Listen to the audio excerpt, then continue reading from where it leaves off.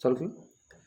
नमस्कार. आपण आत्ता शिराळ्यामध्ये आहोत आणि आपण बघतोय ही प्री फिल्टरची अवस्था.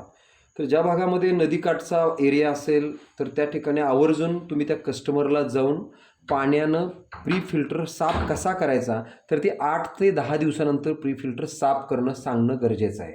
आता आपण बघूया डायरेक्ट चावीच्या पाण्यावर प्रेशरवर. पहिल्यांदा सगळ्यात पहिली प्रोसेस आहे. सुरुवातीला डायरेक्ट ह्यामध्ये पाण्यानं प्रेशरनं तुम्ही डायरेक्ट भरून घेऊ शकताय. त्यानंतर तुम्ही डायरेक्ट बघा त्या प्री फिल्टरवर फक्त पाण्याचा कुठल्याही पद्धतीनं हात लावू नका. त्याला साबण जाळी किंवा कुठल्याही डायरेक्ट पाण्याच्या प्रेशरवर तुम्ही फक्त प्री फिल्टर प्रेशरच्या खाली धरा. ॲटोमॅटिक स्वच्छ होईल. त्याला कुठल्याही पद्धतीने जर तुम्ही हात लावला तर 100% आपला प्री फिल्टर डॅमेज होऊ शकतो. तो काम पूर्ण करणार नाही. त्यामुळे कृपया सर्व डीलर लोकांनी आपल्या ज्या कस्टमरला आपण मशीन इन्स्टॉल केले तर त्या 100% मशीन धारकासाठी स्वतः जाऊन एकदा प्री फिल्टर साफ करण्याची प्रोसेस सांगा, ज्याच्यामुळं मशीनला कुठल्याही पद्धतीचं डॅमेज होणार नाही. आता बघा त्याच्यानंतर एवढं सगळं झाल्यानंतर सुद्धा तुम्ही थोडंसं धरा आणि पुन्हा एकदा पाण्याचा फुंकर दोन्ही बाजूनं मारू शकता अतिशय चांगल्या पद्धतीनं. जर चावीला पाण्याचं प्रेशर असेल तर इझिली काम होईल. अदरवाईज नळाला एखाद्या प्रेशरला तुम्ही प्री फिल्टर साफ करू शकता. ही प्रोसेस आपल्याला परिस्थितीनुसार नदीचं पाणी, बोरचं पाणी, विहिरीचं पाणी बघून आपण सांगू शकतो. पुन्हा त्याच पद्धतीनं आपण प्री फिल्टर साफ केला.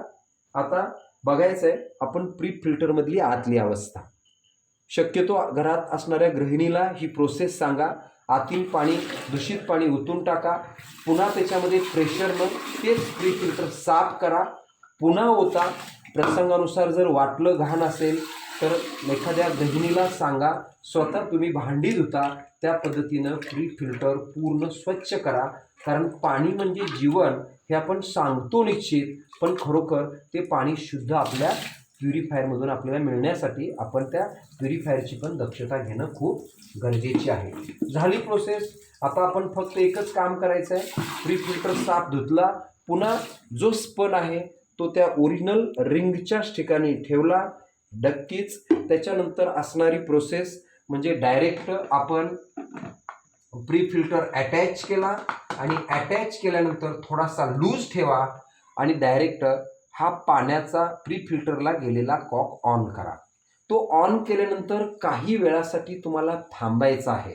कारण आपल्या प्री फिल्टरमधून जाणारं पाणी त्याच्यासोबत एअर जाऊ नये ही दक्षता आपल्याला घ्यायची आहे. अगदी काही क्षणातच आपल्याला हा प्री फिल्टर भरलेला जाणवेल. त्यानंतर तुम्ही डायरेक्ट तो आवळा.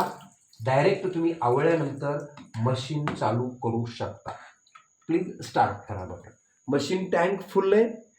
तुमचं काम झालेलं आहे.